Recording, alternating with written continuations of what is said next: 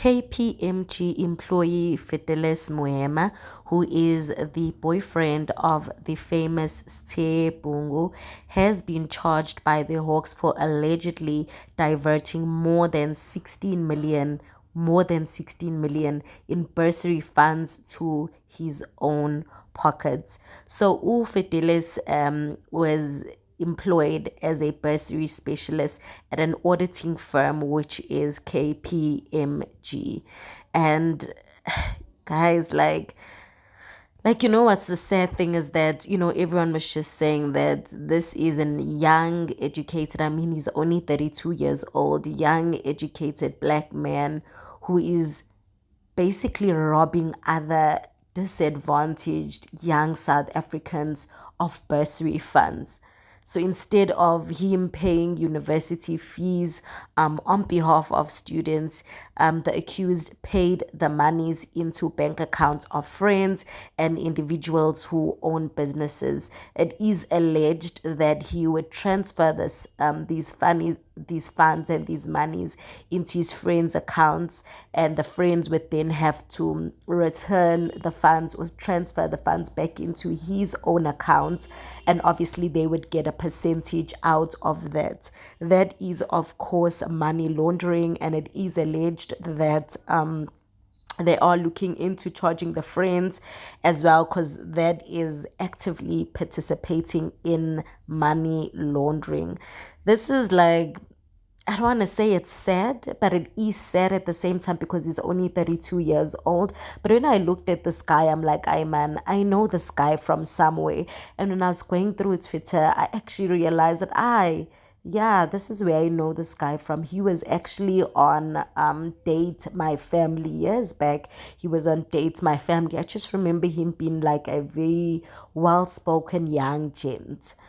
And yeah, I just what's running through my mind is really thinking, if KPMG is an auditing firm, was there not systems in place that prevent individuals and employees from stealing money to this extent? Because if he's doing this all alone, if he was an employee and he gets to transfer so many funds to his friends and businesses and all of that, that just makes me question if there aren't proper systems in place that prevent an employee, even an employee who is in a high position, to just transfer funds nje kanjalo easily. I don't know, but him and his girlfriend were living a lavish life, and I think, guys, this calls for introspection, that not everything that glitters is gold. Is that how the saying goes? I don't know. But that calls for introspection, guys, that sometimes the life that we see on the grabs, like he and his girlfriend, Sthe, they were living a lavish, luxe life.